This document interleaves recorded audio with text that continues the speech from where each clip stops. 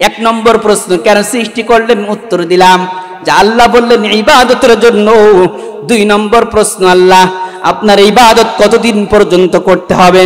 আল্লাহ তাআলা সূরা হিজরের 99 নম্বর আয়াতের ভিতরে জবাব দিতেছেন, ওয়া'বুদ রাব্বাকা হাত্তা ইয়াতিয়াকাল ইয়াকিন।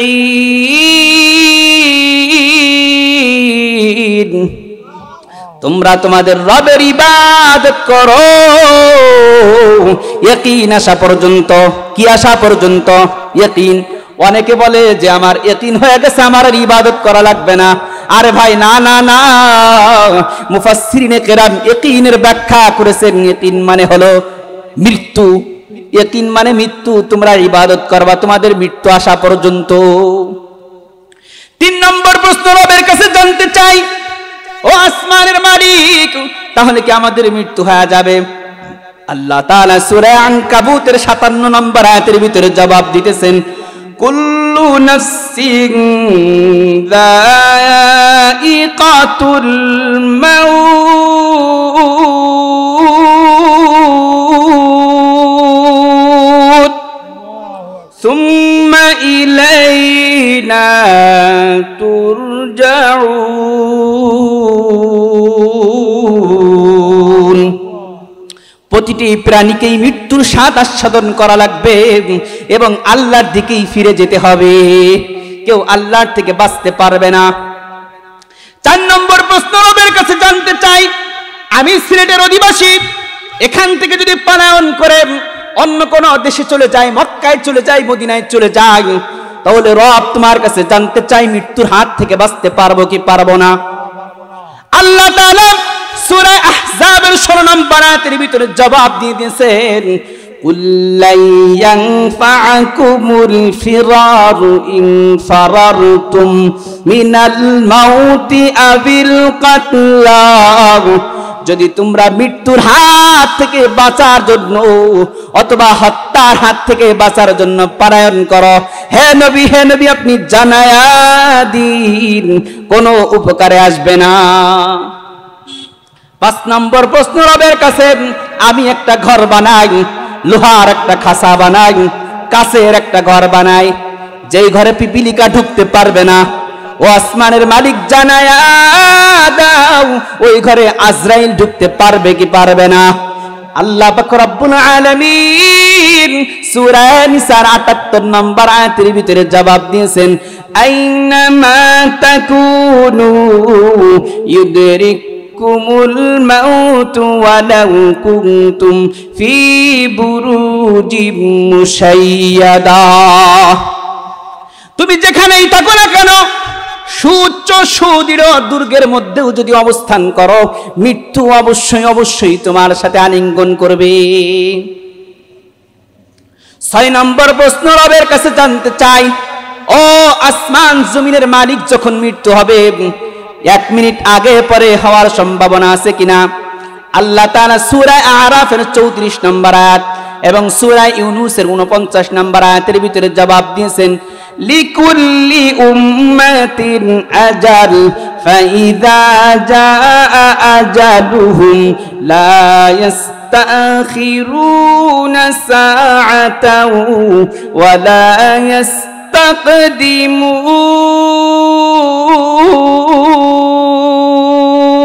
ইস্তাকদিমুন। প্রত্যেকটা জাতির জন্য একটা নির্ধারিত সময় রয়েছে, ওই নির্ধারিত সময়ের আগেও তার মৃত্যু হবে না, পরেও তার মৃত্যু হবে না। 7 নম্বর প্রশ্ন, আল্লাহ মরণ হয়ে যাওয়ার পরে যদি বলি, আল্লাহ দুনিয়াতে কত অন্যায় করলাম, কত পাপ করলাম, 1 মিনিটের জন্য সময় দিয়ে দাও, দুনিয়াতে যে এবার যে ভালো কাজ করব, সওয়াবের কাজ করব। আল্লাহ তাআলা সূরা মুনাফিকুনের 11 নম্বর আয়াতের ভিতরে জবাব দিতেছেন, ওয়ালা ইউআখিরাল্লাহু নাফসান ইযা জাআ আজালুহা।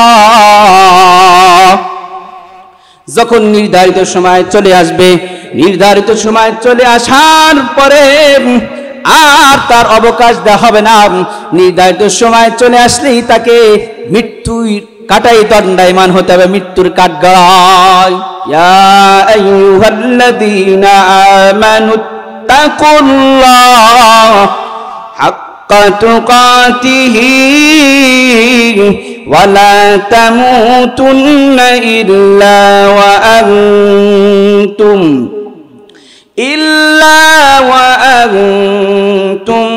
মুসলিমুন। হে ঈমানদারগণ, আল্লাহকে ভয় করো, আল্লাহকে ভয় করো, ভয় করার মতো ভয় করো। ওয়ালা তামুতুন্না ইল্লা ওয়া আনতুম মুসলিমুন। মুসলমান না হয় মৃত্যুবরণ করো না। প্রথম কথা, একটা অংশ হলো আল্লাহকে ভয় করো, ভয় করার মতো। দ্বিতীয় অংশ হলো মুসলমান না হয় মৃত্যুবরণ করো না। নবীর যে হাদিস তেলাওয়াত করেছি, নবী হাদিসের মধ্যে জানায়া দিয়েছেন, বুখারী শরীফের 6416 নম্বর হাদিসের ভিতরে নবী আব্দুল্লাহ ইবনে উমর রাদিয়াল্লাহু তাআলা এর কাঁধ ধরে বললেন, কুন ফিদ দুনিয়া কাআন্নাকা গারিবুন আও আবিরি সাবিল। তুমি দুনিয়াতে এমন ভাবে চলো যেন তুমি একজন মুসাফির, তুমি দুনিয়াতে মুসাফিরের মতো চলো। আব্দুল্লাহ ইবনে উমর তিনি বলতেছেন, ওয়া ইযা আমসাইতা ফালা তানতাজিরিস সাবাহ। যখন সন্ধ্যা হয়ে যায় তুমি সকালের অপেক্ষায় থেকো না। ওয়া ইযা আসবাহতা ফালা তানতাজিরিল মাসাআ। আর যখন সকাল করবা তখন তোমরা সন্ধ্যার অপেক্ষায় থাকবা না। খুয লিসিহ্হাতিকা লিমারাদিকা ওয়া মিন হায়াতিকা লিমাউতিকা। তোমার অসুস্থতা অবস্থার জন্য তুমি সুস্থ অবস্থায় তুমি আমল সঞ্চয় করে নাও।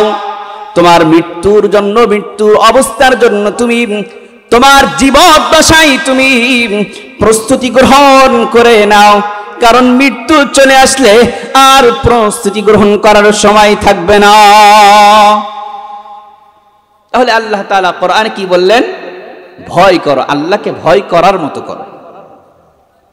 তাকওয়া শব্দের অর্থ হলো ভয়। তাকওয়া একটা দামি জিনিস, মূল্যবান জিনিস। যেমন ভাবে আমার আপনার দেহের ভিতরে শ্বাস প্রশ্বাস নিঃশ্বাস, এটা একটা মূল্যবান জিনিস। যদি এটা দেহের থেকে বের হয়ে যায়, ওই দেহকে আমরা কি বলি? লাশ বলি, আর মানুষ বলি না। কিন্তু এই শ্বাস প্রশ্বাস কিন্তু একটা দামি জিনিস, কিন্তু সহজ, আদান প্রদান সহজ, তাই না? ঠিক তেমনি ভাবে তাকওয়াও একটি দামি জিনিস, এটাও খুব সহজে চলে আসে, আবার সহজে বিদায় নিয়ে চলে যায়। এজন্য তাকওয়া দামি জিনিস, সহজে আসে আবার সহজে বিদায় নিয়ে চলে যায়। এজন্য তাকওয়ার প্রতি আমাদের কি থাকতে হবে? মহব্বত রাখতে হবে, আল্লাহ তাআলার ভয় ঢুকাতে হবে। যার ভিতরে তিনটা গুণ থাকে তার ভিতরেই আল্লাহ তাআলা তাকওয়া দান করেন, খোদা ভীতি দান করেন। আইয়ুতা ফালা ইউসা, যে আল্লাহর আনুগত্য করে, আল্লাহর নাফরমানি করে না।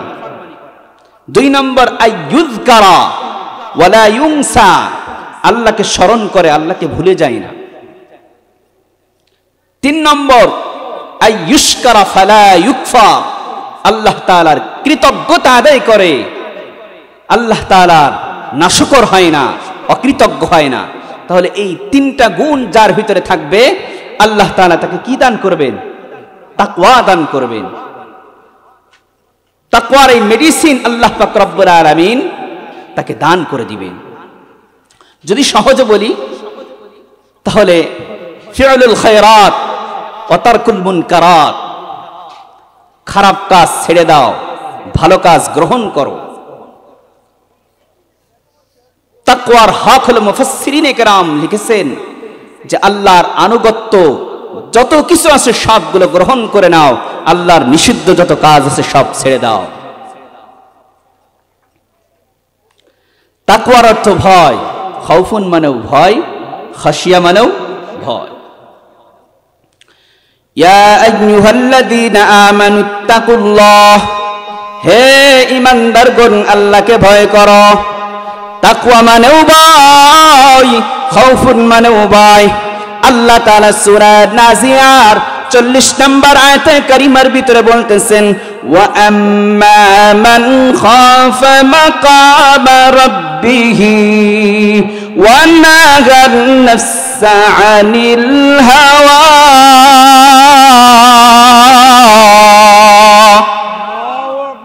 ফাইন্নাল জান্নাতা হিয়াল মাআওয়া। যে আল্লাহর ভয়ে আল্লাহর সামনে দণ্ডায়মান হবে, আল্লাহকে ভয় করে এবং প্রবৃত্তির কাছ থেকে বিরত থাকবে, ফাইন্নাল জান্নাতা হিয়াল মাআওয়া।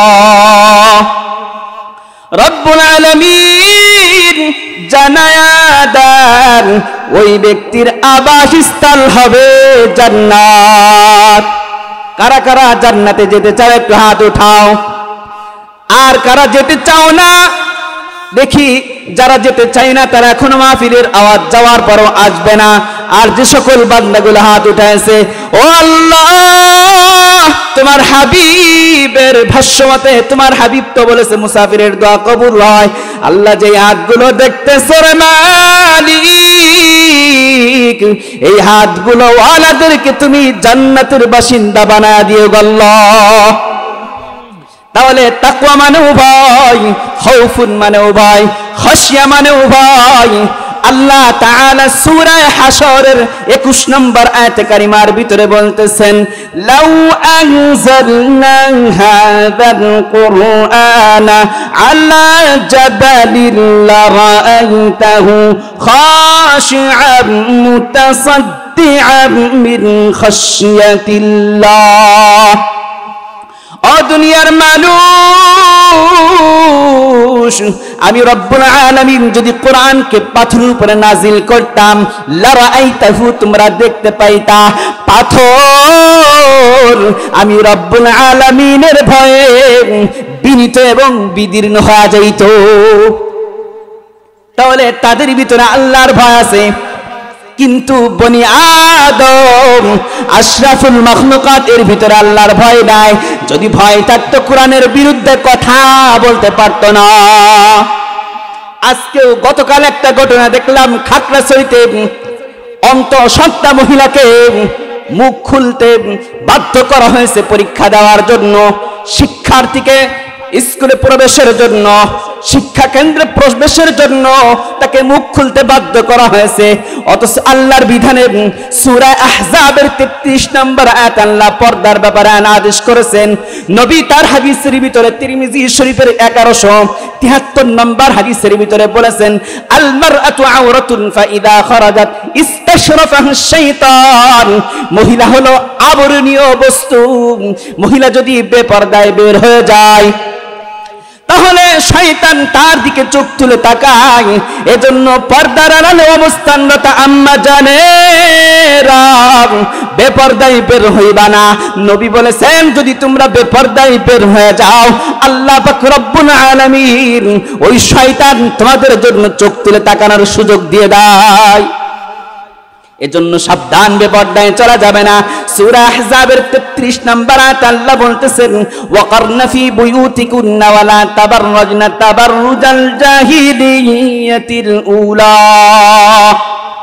তোমরা ওই প্রাক জাহিলি যুগের নারীদের সৌন্দর্যের মতো তোমরা সৌন্দর্য প্রবেশ করিও না। তোমরা তোমাদের ঘরের ভিতরে অবস্থান করো। তাহলে যেই কুলাঙ্গার শিক্ষক, যেই নাস্তিক মুরতাদ শিক্ষক, যে অন্তঃসত্ত্বা মহিলাকে শিক্ষা কেন্দ্রে ঢুকতে দিল না, বাংলার জমিনে বাংলার মুসলমান ঈমান থাকতে, কোরআনের ভালোবাসা থাকতে, কোরআনের মহব্বত থাকতে ওই সকল নাস্তিক মুরতাদদেরকে বিলম্ব করতে পারে না, তাদেরকে শাস্তি দিতে বিলম্ব করতে পারে না। ওই সকল জিহ্বাগুলো টেনে ছিঁড়ে ফেলতে হবে। যে আমার নবীর বিরুদ্ধে, আমার আল্লাহর বিরুদ্ধে কথা বলবে, যেমন ভাবে আবু বকর রাদিয়াল্লাহু তাআলা আনহু সূরা আল ইমরানের 181 নম্বর আয়াতের তাফসীরের ভিতরে আসছে, লাকাদ সামিআল্লাহু কাওলাল্লাযীনা ক্বালু ইন্নাল্লাহা ফাকীরু ওয়া নাহনু আগনিয়া।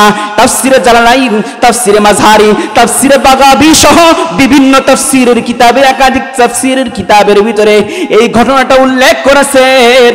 আবু বকর রাদিয়াল্লাহু তাআলা আনহু তিনি ছিলেন রহম দিলের মানুষ, কমল দিলের মানুষ। আবু বকর ইসলামের দাওয়াত দিতে চলে গেছেন ইহুদিদের পাঠশালাতে যে যখন বলে ওই কোরআনের প্রতি ঈমান আনো, ওই নবীর প্রতি ঈমান আনো, যখন এই কথা বলে ইহুদিদের বড় পণ্ডিত, বড় আলেম ফিনহাস বলে, তুমি কি বললা? ওই আল্লাহর প্রতি ঈমান আনবো যেই আল্লাহ হত দরিদ্র, ওই আল্লাহর প্রতি ঈমান আনবো। আবু বকর রাদিয়াল্লাহু তাআলা আনহু তার স্তনের উপরে একটা থাপ্পড় মেরে দিয়েছে। কি বললে? তুমি আমার আল্লাহ সম্পর্কে বাজে মন্তব্য করেছো। আবু বকর নরম দিলের মানুষ, আমরা তো আর নরম দিলের মানুষ না। আবু বকর রাদিয়াল্লাহু তাআলা আনহু আমার আল্লাহ সম্পর্কে বাজে মন্তব্য করার জন্য যদি সাথে সাথে রিয়াকশন শুরু হয়ে যায়, তাহলে আমার আল্লাহর কালাম নিয়ে যদি বিরোধিতা করো, আমার নবীর হাদিস নিয়ে যদি বিরোধিতা করো, বাংলার মুসলমান কিন্তু তোমাকেও ছাড় দিবে না। আমার রাসূলের কাছে নালিশ নিয়ে গেছে ওই ইহুদিদের বড় পণ্ডিত ফিনহাস, যে ইয়া রাসূলুল্লাহ, আবু বকর আমাকে থাপ্পড় মেরেছে, আমার চরের উপরে আঘাত করেছে।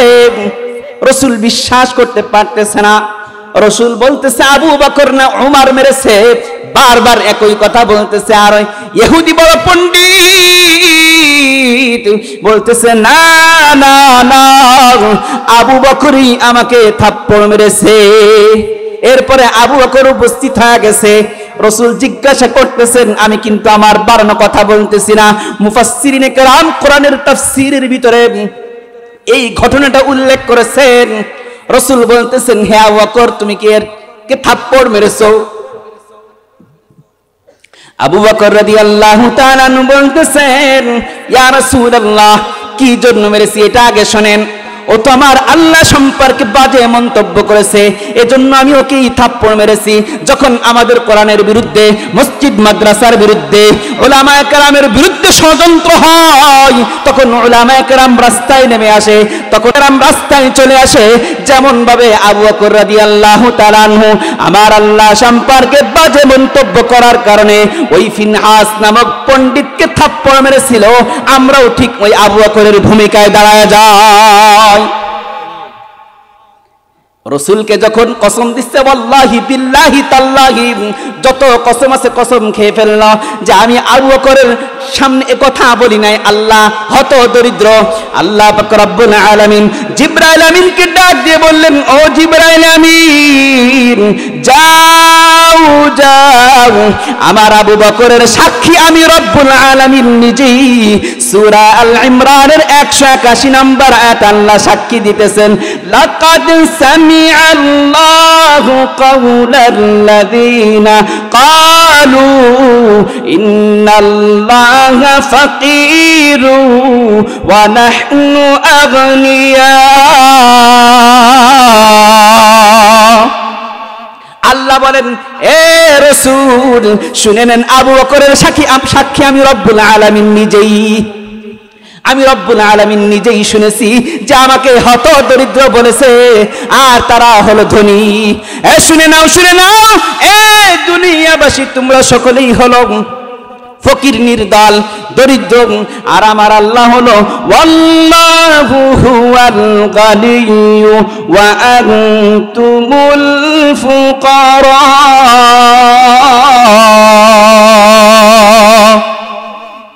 আমার আল্লাহ হলেন ধনী, আর দুনিয়ার সকলেই হলো দরিদ্র। তাহলে কিসের থেকে কোথায় চলে আসলাম? তাকওয়ার কথা বলতেছিলাম। আল্লাহ বলেছেন তাকওয়ার কথা, তাকওয়া গ্রহণ করো, তাকওয়া গ্রহণ করো। তাকওয়া কি জিনিস? তাকওয়া এটা কি জিনিস? ওমর রাদিয়াল্লাহু তাআলা আনহু উবাই ইবনে কাব রাদিয়াল্লাহু তাআলা আনহুকে জিজ্ঞাসা করলেন তাকওয়া কি? পাল্টা প্রশ্ন করলেন উবাই ইবনে কাব, আপনি কি কোনো কাঁটাদার জঙ্গলের ভিতরে চলাচল করেছেন কিনা? ওমর রাদিয়াল্লাহু তাআলা আনহু বললেন, হ্যাঁ, আমি কাঁটাদার বৃক্ষের ভিতরে চলেছি। আবার প্রশ্ন করলেন, আপনি তখন কিভাবে চলেছেন? তখন ওমর রাদিয়াল্লাহু তাআলা জবাব দিলেন যে এমন ভাবে চলেছি যাতে আমার গায়ে কোনো কাঁটা না লাগে। তখন উবাই ইবনে কাব রাদিয়াল্লাহু তাআলা বললেন, এর নামই হলো তাকওয়া। তাকওয়া মানে তুমি দুনিয়াতে এমন ভাবে চলবা যে গুনাহের কাঁটা যাতে তোমার গায়ে না লাগে, গুনাহ যেন তোমাকে পাকড়াও করে না ফেলে, গুনাহ থেকে তুমি দূরে দূরে সরে থাকবা, এর নামই হলো তাকওয়া। আবু বকর রাদিয়াল্লাহু তাআলা আনহুর কেমন তাকওয়া ছিল? বুখারী শরীফের 3842 নম্বর হাদিসের ভিতরে আবু বকর রাদিয়াল্লাহু তাআলা আনহু তিনি ঘটনাটা বর্ণনা করেছেন। তার সাথে ঘটে যাওয়া একদিন প্রচন্ড ক্ষুধা লেগেছে, তার গোলাম ছিল, গোলাম খাবার নিয়ে আসছে। খাবার নিয়ে আসার পরে আবু বকর রাদিয়াল্লাহু তাআলা আনহু খাবার ভক্ষণ করে ফেলেছে। খাবার ভক্ষণ করার পরে খাদেম বা গোলাম জিজ্ঞাসা করতেছে, আপনি তো জিজ্ঞাসা করলেন না এই খাবারটা কোথা থেকে নিয়ে এসেছি? যখন আবু বকর রাদিয়াল্লাহু তাআলা আনহু জিজ্ঞাসা করলেন তখন বললেন, আমি জাহেলি যুগে ইসলাম গ্রহণের পূর্বে একদিন গণকের কাজ করেছিলাম, ভবিষ্যৎ সম্পর্কে বলেছিলাম, অথচ আমি ভবিষ্যৎ সম্পর্কে ভালো জ্ঞান রাখি না। ওই সময় বলেছিলাম, আর আজকে আমার সাথে সাক্ষাৎ হয়ে গেছে, ওই ব্যক্তি আমাকে কিছু পারিশ্রমিক দিয়েছে। এ কথা শোনার সাথে সাথে আবু বকর রাদিয়াল্লাহু তাআলা আনহু তার গলার ভিতরে হাত ঢুকায় দিয়েছে, হাত ঢুকায় বমি করতে শুরু করে দিয়েছে, কারণ পেটের ভিতরে এমন খানা ঢুকেছে যেই খানাটা নাপাক। আবু বকর রাদিয়াল্লাহু তাআলা আনহু বলেন, যদি ওই খানা উত্তোলন করতে যাই আমি আবু বকরের জীবন শেষ হয়ে যাইত, তারপরেও আমি আমার পেট থেকে ওই খানা বাহির করে ছাড়তাম। এটাই ছিল আবু বকর রাদিয়াল্লাহু তাআলা এর তাকওয়া।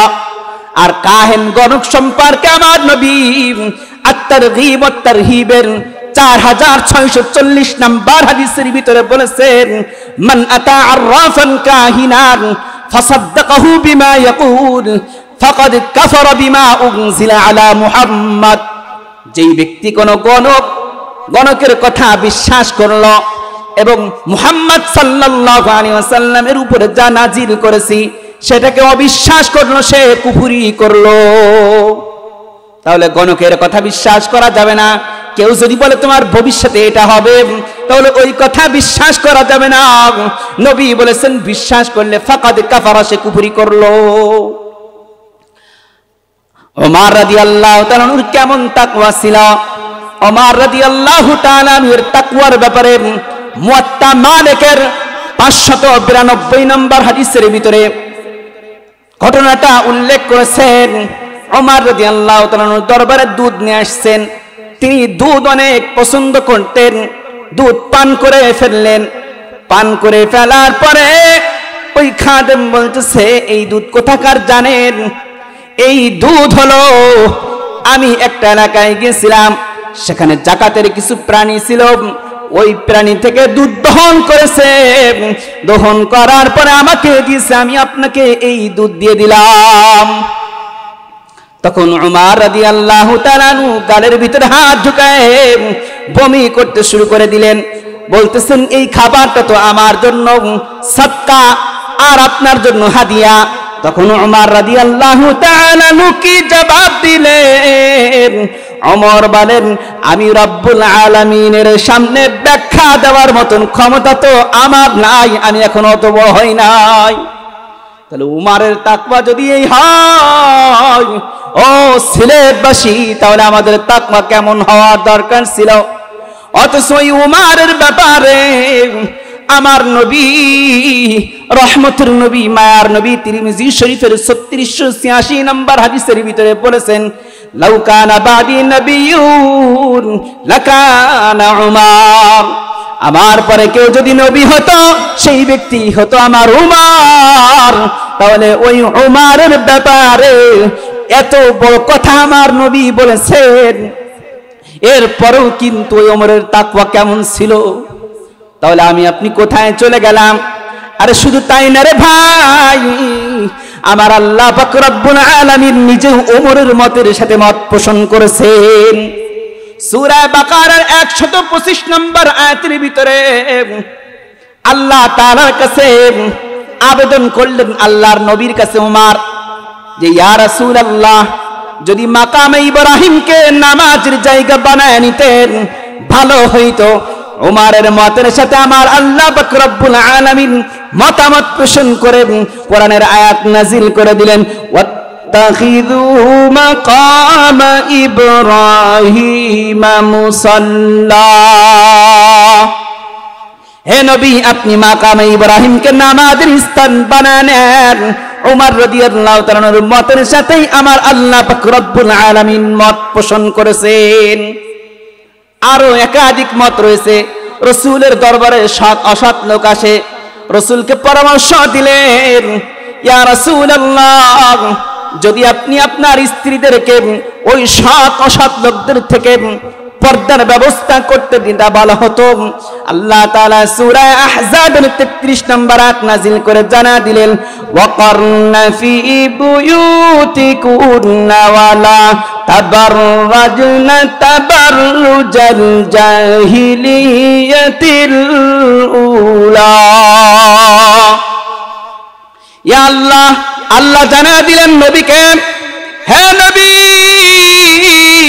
আপনার পরিবারকে আমি পবিত্র করতে চাই, তাদের থেকে অপবিত্রতাকে দূরীভূত করতে চাই, তাদেরকে আপনি ঘরে রাখার ব্যবস্থা করুন। পর্দার আদেশ দিলেন আল্লাহ পাক রব্বুল আলামিন ওমরের মতের সাথে। কেন বলতেছি ওই ওমরের তাকওয়া কেমন, যার ব্যাপারে আমার আল্লাহ পাক রব্বুল আলামিন মতামত পোষণ করেন, অথচ বলে আল্লাহর দরবারে ব্যাখ্যা করার ক্ষমতা তো আমার নাই। আমি ওই সদকা, ওটা যদি আমার জন্য হাদিয়া হয়, এই ব্যাখ্যা তো আমি আল্লাহর দরবারে দণ্ডায়মান হয়ে দিতে পারবো না। কেমন ভয় ঢুকেছে তাদের সিনার ভিতরে। শুধু একটা দুইটা আয়াত না, সূরা তাহরিমের 5 নম্বর আয়াতে নবী পত্নীদের ভিতরে, নবীর স্ত্রীদের ভিতরে ঈর্ষা দেখা দিল।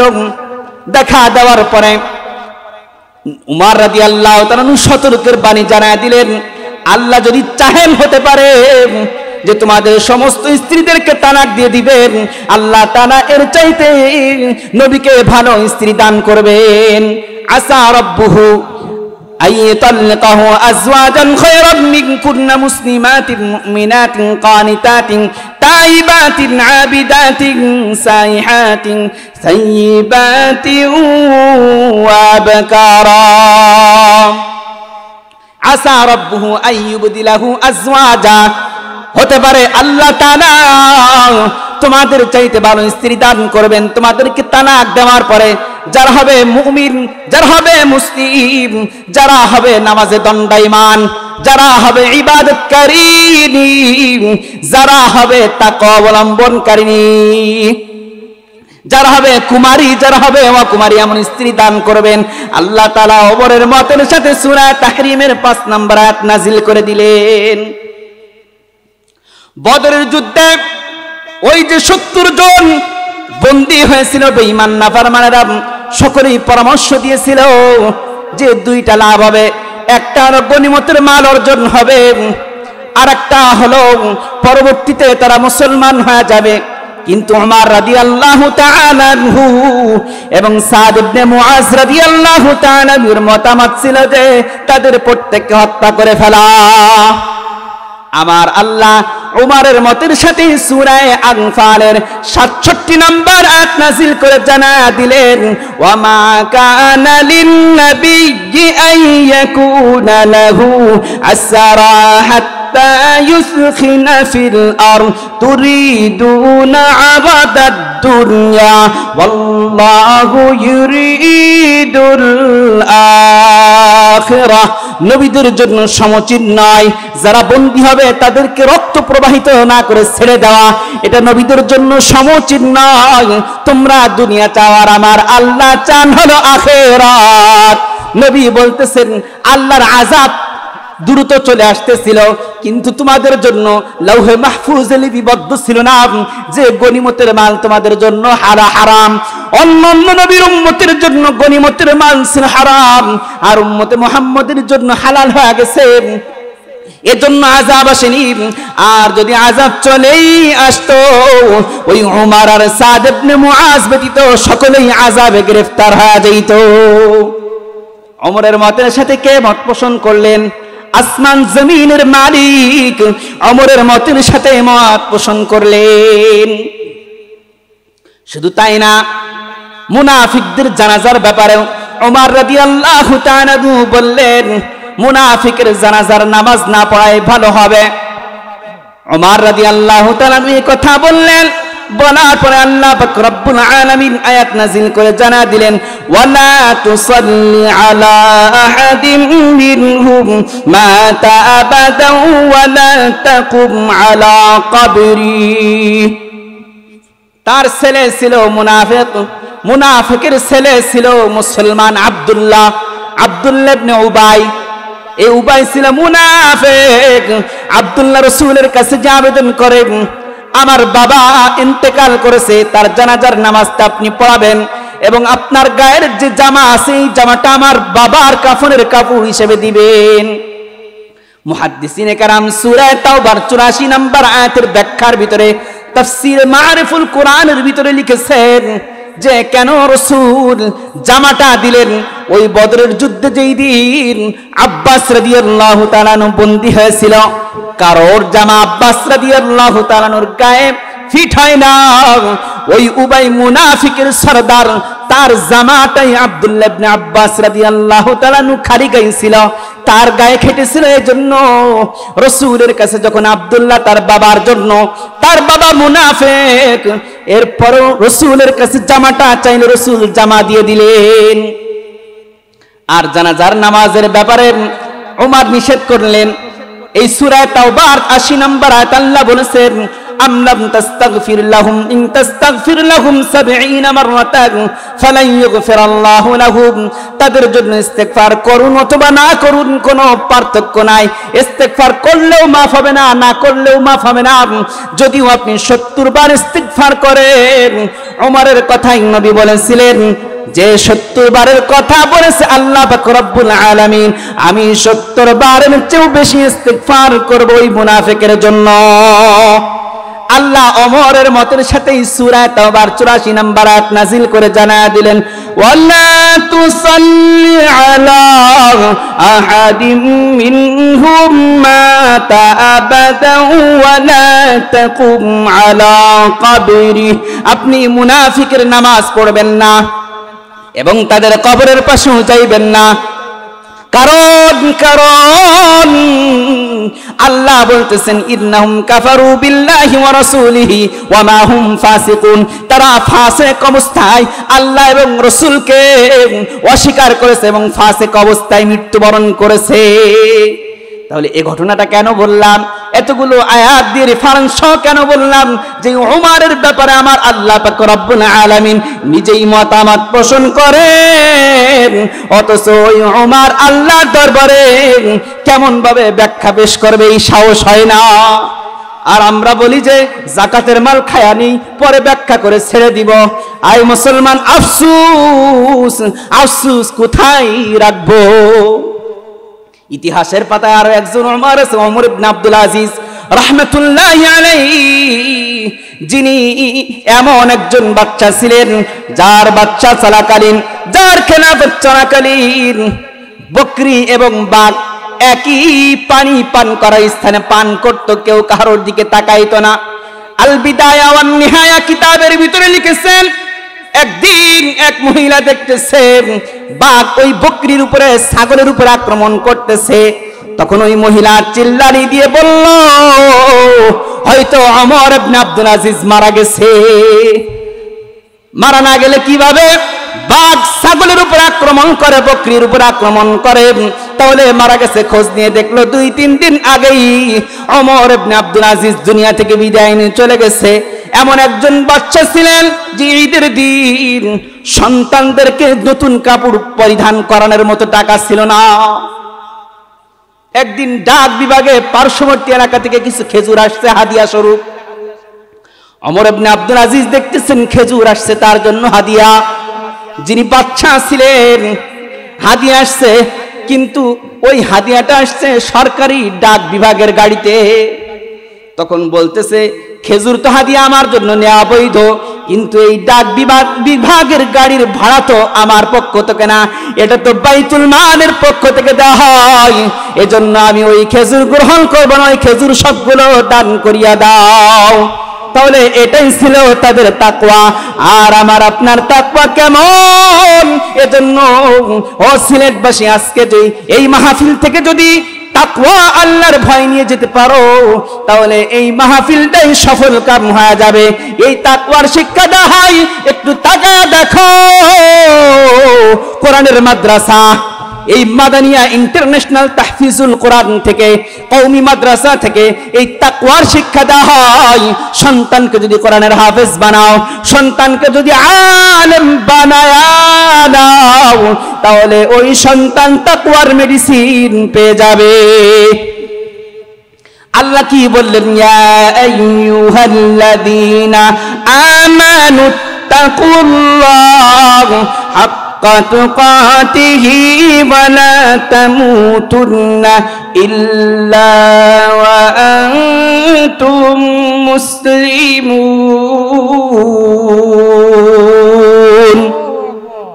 এই ঈমানদারগণ, আল্লাহকে ভয় করো, ভয় করার মতো। এই আয়াত শুনে তো সাহাবায়ে কেরাম বড় পেরেশান হয়ে গেছেন। তাফসীরে মাযহারি শরীফের ভিতরে এই সূরা আল ইমরানের 102 নম্বর আয়াতের ব্যাখ্যার ভিতরে সাহাবায়ে কেরাম বড় পেরেশান। আমার আল্লাহ কত বড়!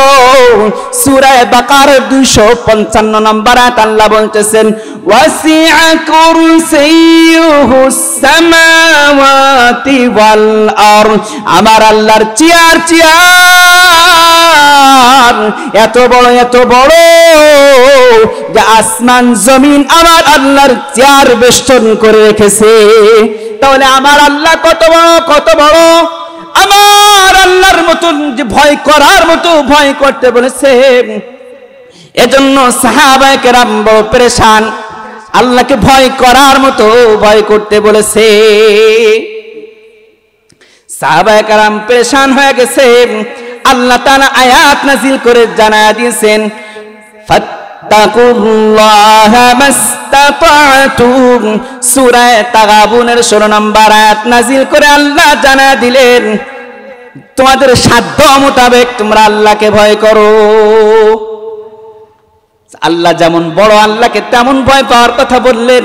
সূরা কাহফের 109 নম্বর আয়াত আল্লাহ বলতেছেন, কুল লাউ কানাল বাহরু মিদাদান লিকালিমাতি রাব্বি লানাফিদাল বাহরু ক্বাবলা আন তানফাদা কালিমাতু রাব্বি ওয়ালাউ জি'না বিমিথলিহি মাদাদা। যদি সমুদ্রের এই পানিগুলো কালি হয়ে যায় আর আমার রবের কালিমা লিখতে শুরু করে দাও, তাহলে আমার রবের কালিমা লেখা শেষ হওয়ার আগে আগেই সমুদ্রের কালিগুলো শেষ হয়ে যাবে। এর সাথে যদি আরো অনুরূপ কালি সংযুক্ত করো, তারপরেও কিন্তু ওই কালি শেষ হয়ে যাবে, আমার রবের কালিমা লেখা শেষ হবে না। সূরা লুকমানের 27 নম্বর আয়াত আল্লাহ বলতেছেন, ওয়ালাউ আন্নামা ফিল আরদি মিন শাজারাতিন আকালামু ওয়াল বাহরু ইয়ামুদ্দুহু মিন বা'দিহি সাবআতু আবহুরিন মা নাফিদাত কালিমাতুল্লাহ। যদি পৃথিবীতে যতগুলো গাছ আছে এই গাছগুলো যদি কলম বানায় নাও, আর সমুদ্রের পানিগুলো যদি কালি বানায় নাও, এই সমুদ্রের সাথে যদি আরো 7 সমুদ্র জোড়া দাও, তারপরেও আমার রবের কালিমা শেষ হবে না। তাহলে ওই রব কেমন ক্ষমতার মালিক, ওই রব কেমন মালিক। আল্লাহকে ভয় করতে বলেছেন, আল্লাহ কি ভয়ঙ্কর নাকি? না না, আল্লাহ ভয়ঙ্কর না। সূরা হাজর 1 এবং 2 নম্বর আয়াতে আল্লাহ বলতেছেন, ইয়া আইয়ুহান নাসু তাকু রাব্বাকুম ইন্না জালজালাতাস সাআতি শাইউন আযীম।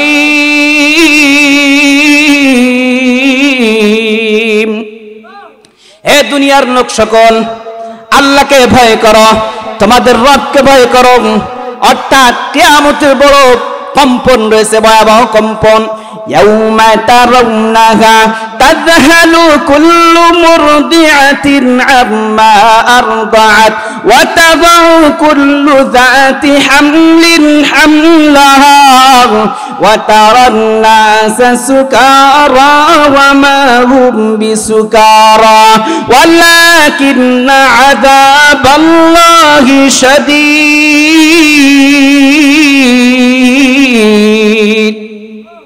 আমার আল্লাহর আযাব বড় ভয়ঙ্কর।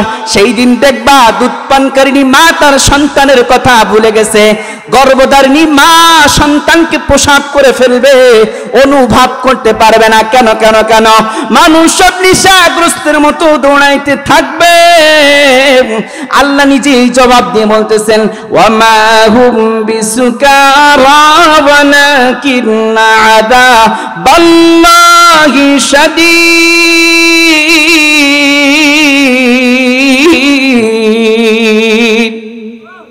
আমার আল্লাহ ভয়ঙ্কর না, আল্লাহর আযাব ভয়ঙ্কর। আল্লাহ তাআলা সূরা গাফিরের 16 নম্বর আয়াতের ভিতরে বলতেছেন, আল্লাহ নিজেই ভয়ঙ্কর।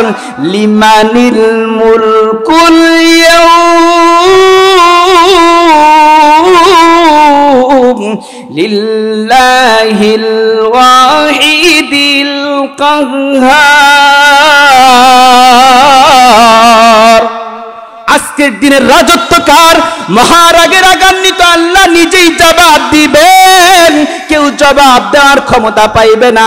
আল্লাহ নিজেই জবাব দিয়ে বলবেন, আজকের দিনের রাজত্ব হলো মহারাগে রাগান্বিত আল্লাহ। তাহলে আল্লাহকে ভয় করার কথা বললেন, সাহাবায়ে কেরাম বড় পেরেশান। আল্লাহ আয়াত নাজিল করলেন সূরা তাগাবুনের 16 নম্বর আয়াত, ফাত্তাকুল্লাহা মাস্তাতাতুম। যেমন ভাবে সম্ভব সেভাবেই তোমরা আল্লাহকে ভয় করো। যদি আল্লাহর ভয় ঢুকাতে পারি তাহলে কি পাওয়া যাবে, কি লাভ? আলোচনার প্রথম অংশ চলতেছে, দ্বিতীয় অংশ হলো ওয়ালা তামুতুন্না ইল্লা ওয়া আনতুম মুসলিমুন। মুসলমান না হয়ে মৃত্যুবরণ করবা না। তাকওয়ার লাভ কি এ ব্যাপারে সূরা তালাকের 5 নম্বর আয়াত আল্লাহ বলতেছেন, وَمَن يَتَّقِ اللَّهَ يُكَفِّرْ عَنْهُ سَيِّئَاتِهِ وَيُعْظِمْ لَهُ أَجْرًا। যে ব্যক্তি তাকওয়া অবলম্বন করবে, আল্লাহ পাক রব্বুল আলামিন আসমানের মালিক, যে ভয় করবে তার গুনাহকে maaf করে দিবেন। জোরে বলি সুবহানাল্লাহ, আর জোরে বলি সুবহানাল্লাহ। আল্লাহ বললেন যে আল্লাহকে ভয় করবে তার গুনাহ maaf হয়ে যাবে। ওয়ায়ুযিম লাহু আজরা, আর তাকে মহা পুরস্কার দান করবেন। সূরা তালাকের 2 এবং 3 নম্বর আয়াত আল্লাহ বলতেছেন, ওয়া মান ইয়াত্তাকিল্লাহা ইয়াজআল লাহু মাখরাজা ওয়া ইয়ারযুকহু মিন হাইসু লা ইয়াহতাসিব। দুনিয়ার মানুষ যার জন্য দৌড়ায়, দুনিয়ার মানুষ বিপদ আপদ থেকে বাঁচার জন্য দৌড়ায়, দুনিয়ার মানুষ রিজিকের অন্বেষণে দৌড়ায়, আল্লাহ পাক রব্বুল আলামিন এই 2 এবং 3 নম্বর আয়াতের ভিতরে জানা দিয়েছেন সূরা তালাকের, যে ব্যক্তি আল্লাহকে ভয় করবে রব্বুল আলামিন আসমানের মালিক জানা দিয়েছেন আল্লাহকে যদি ভয় করো, দুনিয়ার বিপদ, আসমানের বিপদ, এহকালীন বিপদ, পরকালীন বিপদ, সমস্ত বিপদ থেকে রব্বুল আলামিন তাকে হেফাজত করবেন। ওয়ারযুকহু মিন হাইসু লা ইয়াহতাসিব, তাকে এমন রিজিক দান করবেন যে রিজিকের ব্যাপারে সে ধারণা করে নাই, তার কল্পনার বাহিরে আল্লাহ পাক রব্বুল আলামিন রিজিক দান করবেন। এগুলো হলো তাকওয়ার ভয়, আল্লাহর ভয়ের লাভ। আল্লাহ তাআলা সূরা আনফালের 29 নম্বর আয়াতের ভিতরে বলতেছেন, ইন তাত্তাকুল্লাহা ইয়াজআল লাকুম ফুরকানা, যদি তুমি আল্লাহকে ভয় করো, আল্লাহ তাআলা ফুরকান নামক পাওয়ার শক্তি দান করে দিবেন। ফুরকান কি? ফুরকানের মাধ্যমে হক বাতিল পার্থক্য করা যায়, কোনটা হক কোনটা বাতিল, কোনটা হেদায়েতের রাস্তা কোনটা হেদায়েতের রাস্তা না, কোনটা হকের রাস্তা কোনটা হকের রাস্তা না, কোনটা জান্নাতের রাস্তা কোনটা জাহান্নামের রাস্তা, এটা ফুরকানের মাধ্যমে যাচাই করা যায়। আল্লাহ পাক রব্বুল আলামিন যদি তুমি ভয় করো রে মুমিন, আল্লাহ পাক রব্বুল আলামিন ফুরকান নামক পাওয়ার শক্তি দান করে দিবেন। আমার আপনার পায়ের নিচে জমিন আছে, এই জমিন মিথ্যা প্রমাণ হতে পারে, মাথার উপরে আসমান আছে, এটা মিথ্যা প্রমাণ হতে পারে, চোখ যা দেখতেছে এটা মিথ্যা প্রমাণ হতে পারে, জবান অনেক সময় ভুল অ্যানসার দিতে পারে। যেমন সুস্থ ব্যক্তি জবানে সবকিছু ভালো লাগে, জিহ্বায় সবকিছু ভালো লাগে, যখন অসুস্থ হয়ে যায় ভালো খাবারও কিন্তু তৈত্য লাগে, তিক্ততা চলে আসে, তাহলে সবকিছু ভুল অ্যানসার দিতে পারে। আল্লাহ পাক রব্বুল আলামিনের কোরআনে যা বলেছেন এর ভিতরে কি কোনো সন্দেহ আছে? সন্দেহ আছে? আরে ঈমানের আওয়াজ দিয়ে, ঈমানের আওয়াজ দিয়ে উঁচু করে বলো রে মুমিন, কোনো সন্দেহ আছে কি নাই?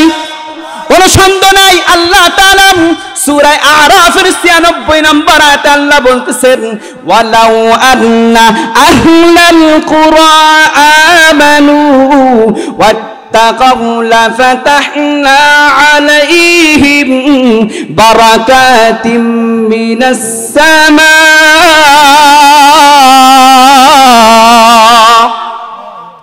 যদি কোন জনপদবাসী আল্লাহর উপরে ভয় করে, তাওয়াক্কুল করে, আল্লাহকে ভয় করে, আল্লাহ পাক রব্বুল আলামিন তার জন্য আসমান এবং জমিনের বরকতের দ্বারকে উন্মুক্ত করে দিবেন, বরকতের দ্বার আল্লাহ খুলে দিবেন।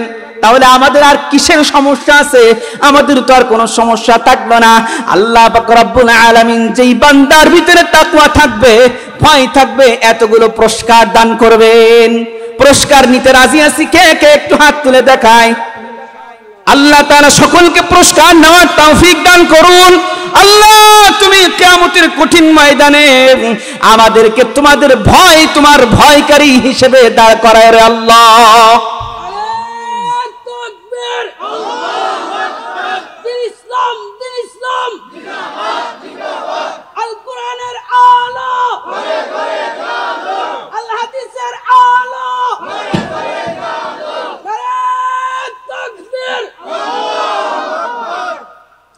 আল্লাহ তাআলা বললেন, ইয়া আইয়ুহাল্লাযীনা আমানুত্তাকুল্লাহ হাক্কা তুকাতিহি ওয়া লা তামুতুন্না ইল্লা ওয়া আনতুম মুসলিমুন।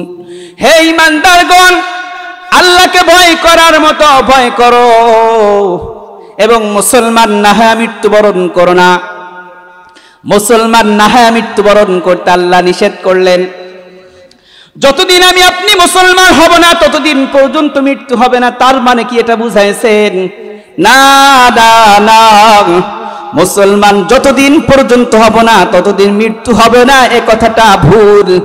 তাফসিরে মাজহারির ভিতরে মুফাসসিরিনে কেরাম বলেছেন, তুমি সদা সর্বদা প্রস্তুত থাকবা যাতে করে তুমি রব আজরাইল যখনই ডাক দিবে, রব যখনই ডাক দিবে তুমি লাব্বাইক বলে সাড়া দিতে পারো। এজন্যই আল্লাহ বলেছেন, ওয়ালা তামুতুন্না ইল্লা ওয়া আনতুম মুসলিমুন। মুসলমান না হয়ে মৃত্যুবরণ করো না। যদি মুসলমান হয়ে মৃত্যুবরণ করো তাহলে জান্নাত পাইবা, জান্নাত পাইবা। আল্লাহ বললেন মৃত্যুবরণ করো না। ও আল্লাহ, তাহলে কি জান্নাত পাইবো মৃত্যুর পরে? হ্যাঁ হ্যাঁ, মৃত্যুর পরেই জান্নাত পাওয়া যাইবে। আল্লাহ তোমার কাছে প্রশ্ন, তুমি আমাদেরকে আবার মৃত্যু দিবা, তাহলে কেন দুনিয়াতে পাঠাইলা? প্রশ্ন আসে কিনা? তুমি তো এমনিতেই জান্নাতে পাঠায়া দিতে পারতা। আল্লাহ তাআলা সূরা মুমিনুনের 115 নম্বর আয়াতের ভিতরে বলেন, আফা হাসিবতুম আন্নামা খালাকনাকুম আবাসাও ওয়া আন্নাকুম ইলাইনা লা তুরজাউন।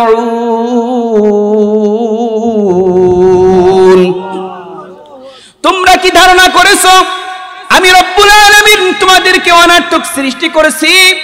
না না না, আমি তোমাদেরকে অনার্থক সৃষ্টি করি নাই, তোমরা আমার কাছে প্রত্যাবর্তিত হইবা। সূরা সাদের 38 নম্বর আয়াতে কারিমার ভিতরে আল্লাহ বলতেছেন, ওয়া মা খালাকনাস সামাআ ওয়াল আরদা মা বাইনাহুমা বাতিলা। আসমান এবং জমিন এই উভয়ের মাঝে যা কিছু আছে আমি রব্বুল আলামিন কোনো কিছুকেই অনার্থক সৃষ্টি করি নাই। তাহলে বোঝা গেল এই আয়াতই প্রমাণ বহন করে আল্লাহ পাক রব্বুল আলামিন আমাকে আপনাকে অনার্থক সৃষ্টি করেন নাই। এক নম্বর প্রশ্ন রবের কাছে খুব খেয়াল করে শুনি, কানগুলো লাগায় খেয়াল করে শুনি রে ভাই। ওই সুদূর যশোর থেকে কেন আসছি? একটু দিনের কথা বলার জন্য, কোরআন হাদিসের কথা বলার জন্য। ও ভাই, যারা বসার জায়গা পাইতেছেন একটু বসে শোনো। আখিরাতে যেদিন কঠিন ময়দান, কিয়ামতের ময়দান কায়েম হয়ে যাবে, ওই দিন কিন্তু এই কথাগুলো কাজে লাগবে।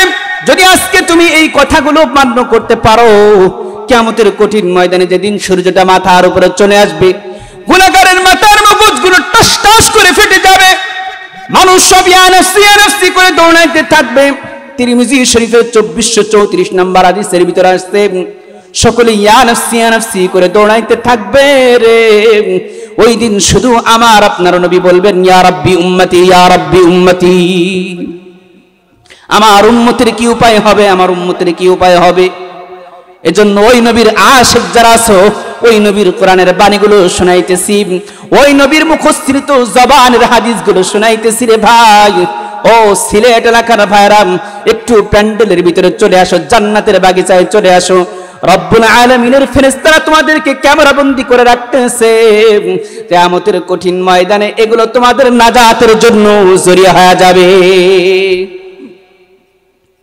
তাহলে আল্লাহ পাক রব্বুল আলামিন আমাকে আপনাকে কেন দুনিয়াতে পাঠাইলেন? আল্লাহ পাক রব্বুল আলামিন সূরা জারিয়াতের 56 নম্বর আয়াতের ভিতরে জবাব দিতেছেন, মা খালাকতুল জিন্না ওয়াল ইনসা ইল্লা লিয়াবুদুন। আমি মানুষ এবং জিন জাতিকে সৃষ্টি করেছি আমার ইবাদতের জন্য। তাহলে আল্লাহ আমাদের কেন সৃষ্টি করলেন? একটু জবান নাড়ায় জবাব দিতে হবে ভাই। কেন সৃষ্টি করলেন? জবান নাড়ায় বলো। ইবাদতের জন্য। সবাই বলি কিসের জন্য? ইবাদত হবে কার? ইবাদত আল্লাহ ছাড়া কারো হবে না, কোন গায়রুল্লাহর ইবাদত হবে না। লা তাআতা লি মাখলুকিন ফি মাসিয়াতিল খালিক। মুস্তাদরাকে হাকিমের 97 নম্বর 57,000 হাদিসের ভিতরে আসছে যে আল্লাহর ইবাদত ছাড়া কোনো মাখলুকাতের ইবাদত হবে না। মা খালাকতুল জিন্না ওয়াল ইনসি বিখাউ জুজ ইবাদত নিস্তে মাকসুদ আজ্জাহা। তাহলে আমাদের ইবাদত হবে কার? আল্লাহর। আল্লাহর ইবাদত ছাড়া কারো ইবাদত করব না। ও সিলেটবাসী ভাইরা, আজকের থেকে দিন প্রতিজ্ঞাবদ্ধ হয়ে যায়, যতদিন দুনিয়াতে হায়াত রেখেছেন রব্বুল আলামিন, ততদিন রবের দরবারেই শুধুমাত্র সিজদা করব। রব ছাড়া আর কোনো জায়গায় সিজদা করব না। এক নম্বর প্রশ্ন, কেন সৃষ্টি করলেন? উত্তর দিলাম যে আল্লাহ বললেন ইবাদতের জন্য। 2 নম্বর প্রশ্ন, আল্লাহ আপনার ইবাদত কতদিন পর্যন্ত করতে হবে? আল্লাহ তাআলা সূরা হিজরের 99 নম্বর আয়াতের ভিতরে জবাব দিতেছেন, ওয়া'বুদ রাব্বাকা হাত্তা ইয়াতিয়াকাল ইয়াকিন।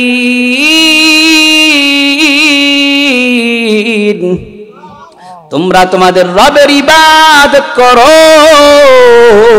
ইয়াকিন আসা পর্যন্ত। কি আসা পর্যন্ত? ইয়াকিন। অনেকে বলে যে আমার ইয়াকিন হয়ে গেছে, আমার আর ইবাদত করা লাগবে না।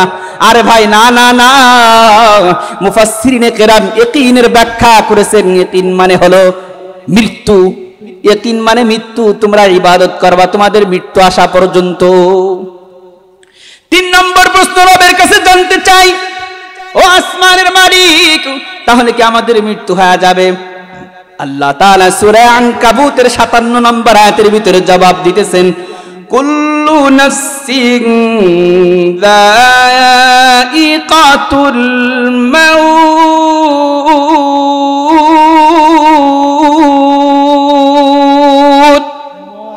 সুম্মা ইলাইনা তুরজাউন।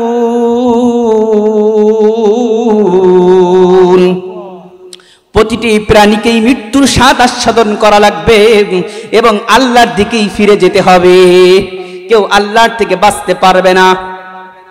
4 নম্বর প্রশ্ন রবের কাছে জানতে চাই, আমি সিলেটের অধিবাসী, এখান থেকে যদি পলায়ন করে অন্য কোন দেশে চলে যাই, মক্কায় চলে যাই, মদিনায় চলে যাই, তাহলে রব তোমার কাছে জানতে চাই মৃত্যুর হাত থেকে বাঁচতে পারবো কি পারবো না? আল্লাহ তাআলা সূরা আহজাবের 16 নম্বর আয়াতের ভিতরে জবাব দিয়ে দিয়েছেন, কুল্লাই ইয়ানফাকুমুল ফিরারু ইন ফারারতুম মিনাল মাউতি আবিল কাতলা।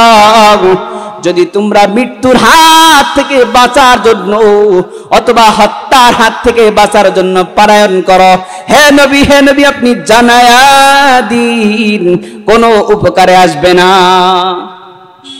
5 নম্বর প্রশ্ন রবের কাছে, আমি একটা ঘর বানাই, লোহার একটা খাঁচা বানাই, কাচের একটা ঘর বানাই, যেই ঘরে পিপিলিকা ঢুকতে পারবে না, ও আসমানের মালিক জানায়া দাও ওই ঘরে আজরাইল ঢুকতে পারবে কি পারবে না? আল্লাহ পাক রব্বুল আলামিন সূরা নিসার 78 নম্বর আয়াতের ভিতরে জবাব দিয়েছেন, আইনামা তাকুনু ইউদরিকুমুল মাউতু ওয়ালাউ কুনতুম ফি বুরুজিম মুশাইয়াদা। তুমি যেখানেই থাকো না কেন, সুউচ্চ সুদৃঢ় দুর্গের মধ্যেও যদি অবস্থান করো, মৃত্যু অবশ্যই তোমার সাথে আলিঙ্গন করবে।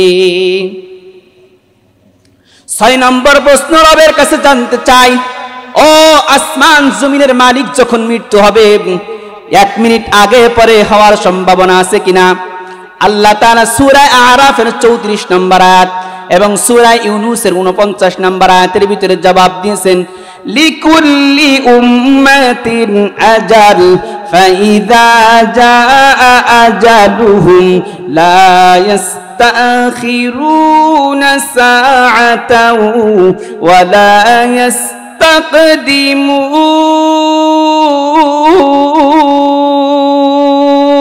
ইস্তাকদিমুন। প্রত্যেকটা জাতির জন্য একটা নির্ধারিত সময় রয়েছে, ওই নির্ধারিত সময়ের আগেও তার মৃত্যু হবে না, পরেও তার মৃত্যু হবে না। 7 নম্বর প্রশ্ন, আল্লাহ মরণ হয়ে যাওয়ার পরে যদি বলি, আল্লাহ দুনিয়াতে কত অন্যায় করলাম, কত পাপ করলাম, 1 মিনিটের জন্য সময় দিয়ে দাও, দুনিয়াতে যে এবার যে ভালো কাজ করব, সওয়াবের কাজ করব। আল্লাহ তাআলা সূরা মুনাফিকুনের 11 নম্বর আয়াতের ভিতরে জবাব দিতেছেন, ওয়ালা ইউআখিরাল্লাহু নাফসান ইযা জাআ আজালুহা। যখন নির্ধারিত সময় চলে আসবে, নির্ধারিত সময় চলে আসার পরে আর তার অবকাশ দেওয়া হবে না। নির্ধারিত সময় চলে আসলেই তাকে মৃত্যুর কাটাই দণ্ডায়মান হতে হবে, মৃত্যুর কাঠগড়ায়। আলোচনা শেষের দিকে চলে যাইতেছে, আর কোনো ভাই উঠবো না, আখেরি মুনাজাত দিব। মুসাফির মানুষ, আল্লাহর কাছে দোয়া করব 2 হাত তুলে, যাতে আল্লাহ তাআলা আমার আপনার মা বাবা, দাদা দাদি, নানা নানি, আত্মীয় স্বজন যারা দুনিয়া থেকে চলে গেছে তাদেরকে মাফ করে দেন। আলোচনা শেষের দিকে নিয়ে চলে আসতেছি। 8 নম্বর প্রশ্ন রবের কাছে, ও রব জানতে চাই, তাহলে ফাইনাল আমাদের কি মৃত্যু হয়ে যাবে? আল্লাহ তাআলা সূরা জুমার 8 নম্বর আয়াতের ভিতরে জবাব দিয়েছেন, কুল ইন্নাল মাউতাল্লাযী তাফিরুনা মিনহু ফাইন্নাহু মুলাকীকুম। হে নবী আপনি জানায় দিন তোমরা কি মৃত্যু থেকে পলায়ন করো? মৃত্যু থেকে পলায়ন করলেও পালাইতে পারবা না, মৃত্যু অবশ্যই অবশ্যই তোমাদের সাথে সাক্ষাৎ করবে। তাহলে কোরআনের এতগুলো আয়াত দ্বারা দলিল দিলাম, কি বুঝলেন রে ভাই? এতগুলো আয়াত দ্বারা বুঝলাম অবশ্যই অবশ্যই মৃত্যুবরণ করতে হবে। নবী তার হাদিসের ভিতরে ইবনে মাজাহ শরীফের 4260 নম্বর হাদিসের ভিতরে নবী বলতেছেন, আল কাইয়িসু মান দারা নাফসাহু ওয়া আমিলা লিমা বা'দাল মাউত। প্রকৃত বুদ্ধিমান ওই ব্যক্তি যে তার মৃত্যুর পরের জন্য পাথেয় সংগ্রহ করে এবং নিজেকে নিয়ে ভাবে। ওয়াল আজিজু মান ইত্তাবা নাফসাহু হাওয়াহু সুম্মা তাবান্না আলাল্লাহ।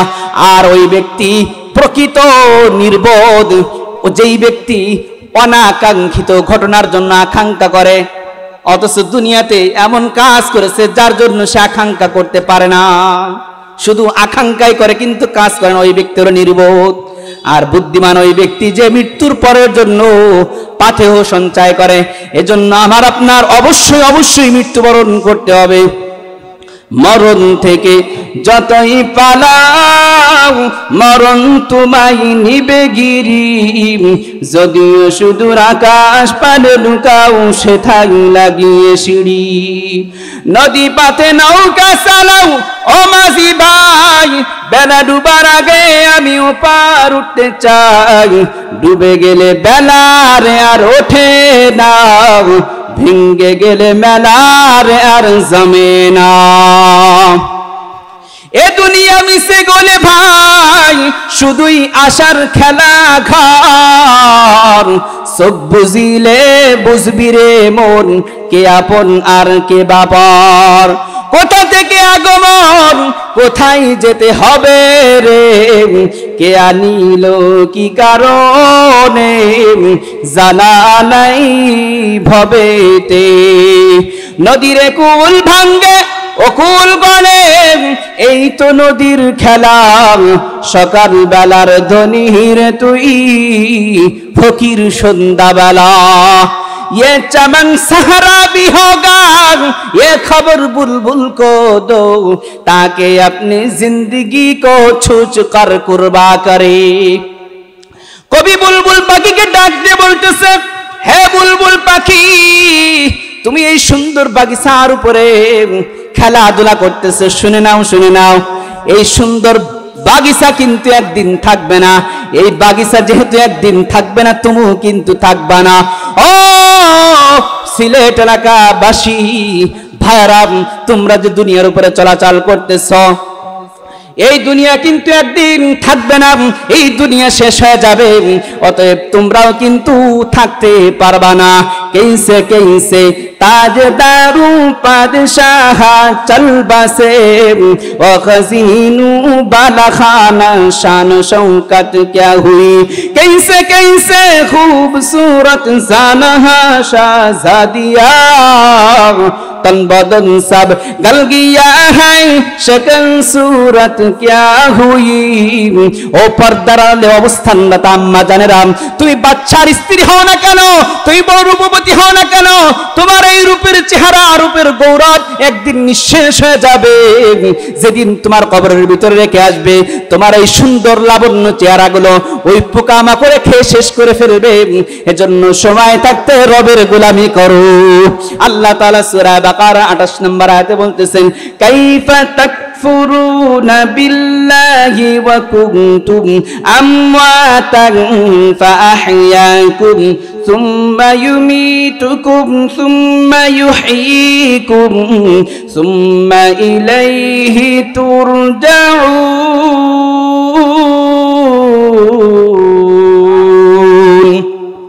কিভাবে তোমরা রবকে অস্বীকার করো?